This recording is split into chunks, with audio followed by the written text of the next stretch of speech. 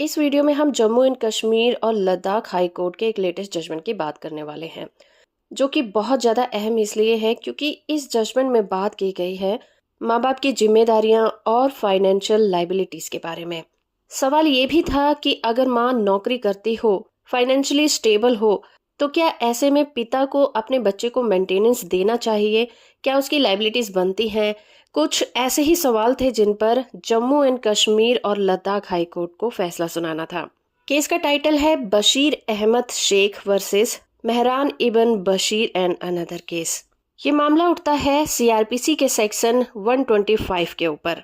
दो नाबालिग बच्चों के द्वारा एक याचिका दायर की गई थी और उनकी रिप्रेजेंटेटिव उनकी मां थी, जिसमें उन्होंने अपने पिता से मेंटेनेंस की मांग की थी। इन बच्चों की मां गवर्नमेंट स्कूल में टीचर हैं। उन्होंने आरोप लगाया कि पिता ने कभी भी अपने कर्तव्यों का पालन नहीं किया, जिससे बच्चों को केवल मां की इनकम पर ही निर्भर रहना पड़ रहा है। इस केस में जो पिता है वो सऊदी अरब में काम करता है और एक इंजीनियर है जो कि बेरोजगार है, लेकिन माँ की सरकारी नौकरी है और वो बच्चों को मेंटेन कर सकती है। लेकिन फैमिली कोर्ट ने माँ और बच्चों के हक में ही फैसला सुनाया और पिता को आदेश दिया कि वो अपने बच्चों को 4,500 रुपए हर महीने मेंटेनेंस के तौर पर देगा। इस फैसले से नाराज होकर पिता सेशन कोर्ट में पहुंचा, लेकिन वहां पर भी फैमिली कोर्ट के फैसले को ही बरकरार रखा, जिससे नाराज होकर पिता आखिर में जम्मू कश्मीर हाई कोर्ट में पहुंचा।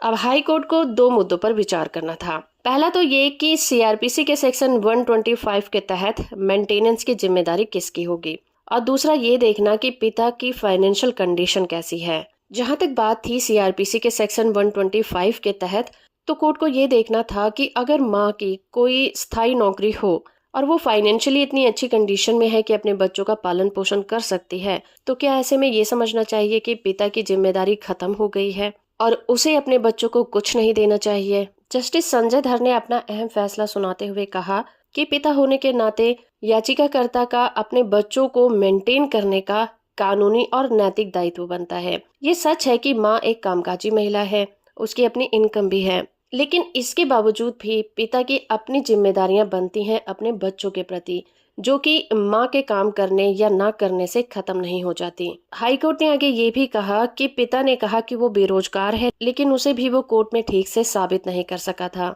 और ना ही उसने सऊदी अरब में अपनी इनकम का कोई हिसाब दिया था। इसलिए हाई कोर्ट ने निचली कोर्ट के फैसले को ही बरकरार रखा और पिता की याचिका को खारिज कर दिया। ये जजमेंट बच्चों के अधिकारों और उनके कल्याण को प्रेफरेंस देता है और ये सुनिश्चित करता है कि बच्चों को पालने पोसने की जिम्मेदारी माँ और बाप दोनों ही की बराबर की होती है।